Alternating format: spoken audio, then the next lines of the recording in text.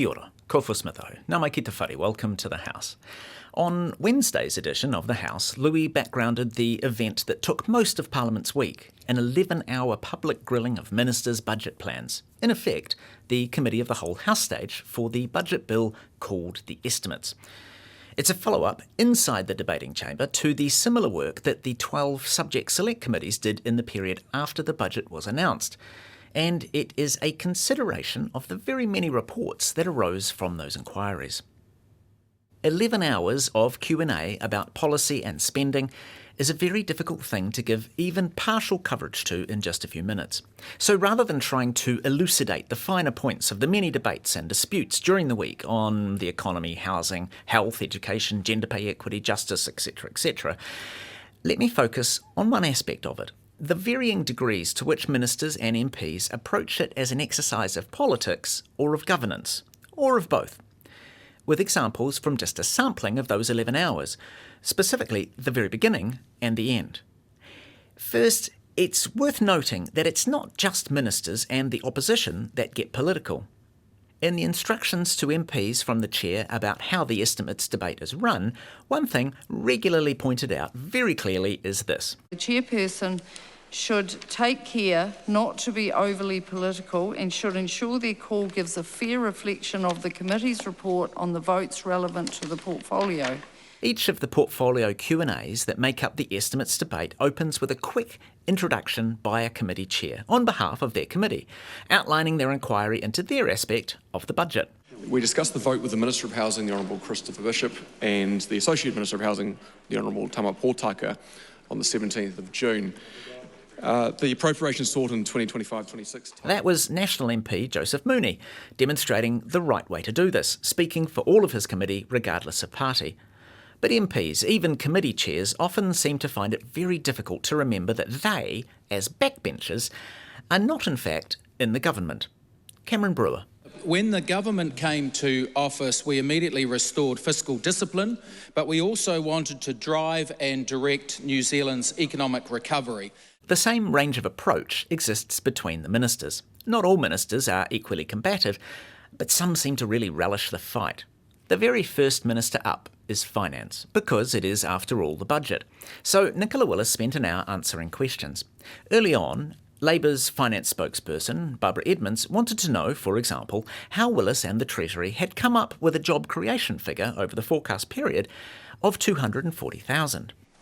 Madam Chair, it's sad, isn't it, when opposition members want to quibble about job creation, a thing that I thought both sides of the House could agree is one of the positive things that comes from a consistently growing economy, which is what the Treasury is forecasting and is the basis of that number.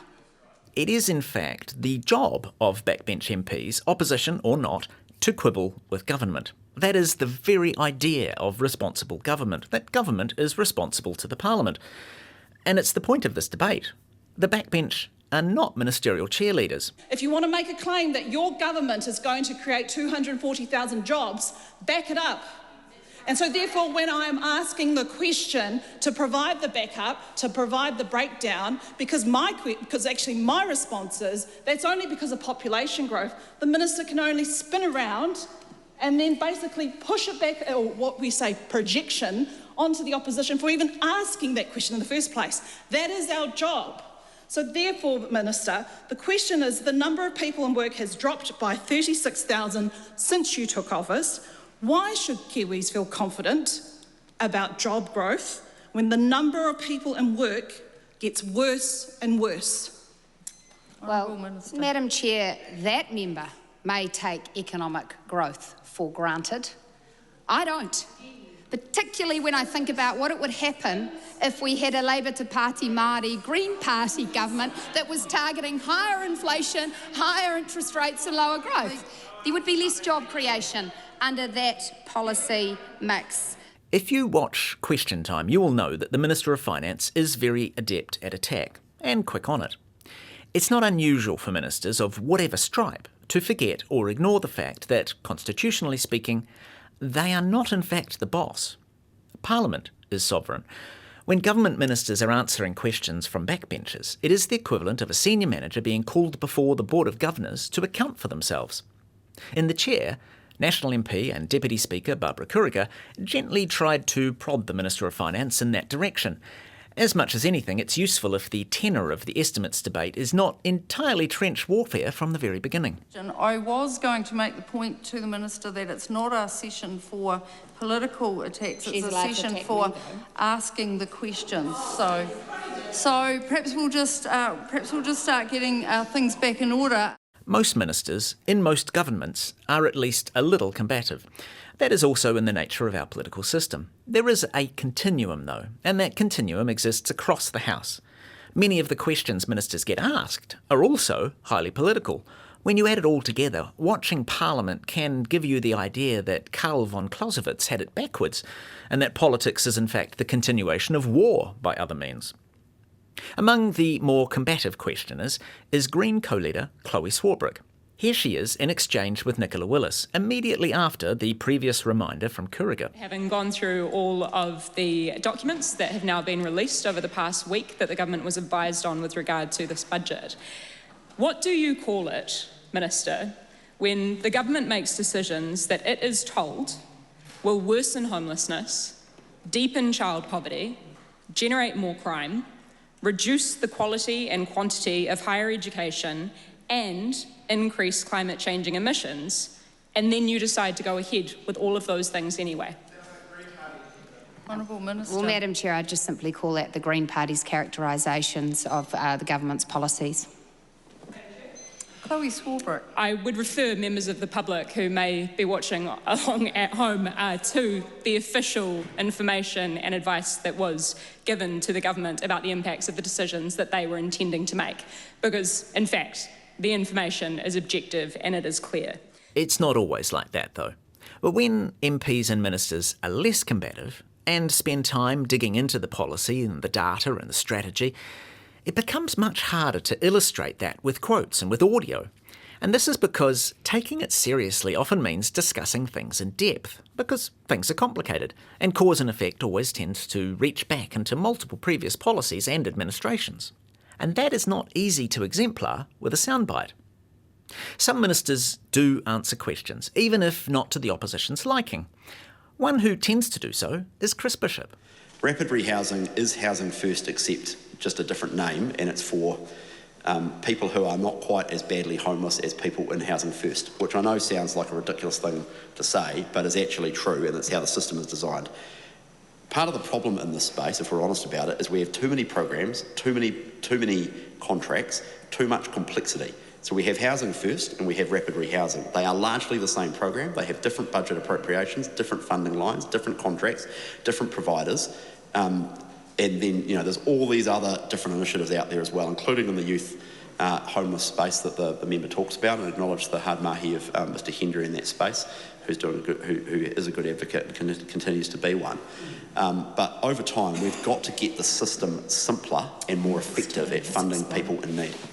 This discursive and discussive approach can also wend its way around touchy topics, but less obviously than a frontal attack. As you already know, this debate is time limited, but it's more complicated than that. Each party has its own time limit. Each minute they speak is taken off the total. Whips have to shepherd their party's allotted minutes carefully in order to have questions, or answers, left when they need them. Or, tactically speaking, you might try to not have answers left when you don't need them. The final portfolio up for debate was climate change, and when it began, there was 1 hour and 41 minutes to go, of which National, and therefore the Minister Simon Watts, plus the Select Committee Chair, had only 21 of those minutes. Obviously, they would need to be sparing with that time. Mr. Chair, yes, always very excited to talk about our Select Committee work in relation to climate change. But on the Select Committee, we looked at the funding. Catherine Wedd, introducing the topic, was comprehensive and left about 18 and a half minutes for the Minister. If Simon Watts wanted time to give considered answers, he would need to be particularly sparing in his intro. We believe that growing our economy, reducing our emissions and building our resilience all go hand in hand.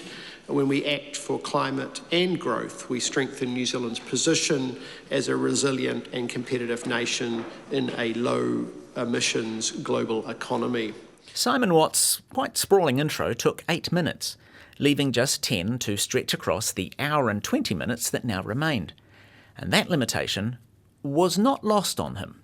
I have about 10 minutes of total time to respond to questions during this 90-minute period. So it is not for sake of not answering, it is simply to acknowledge that.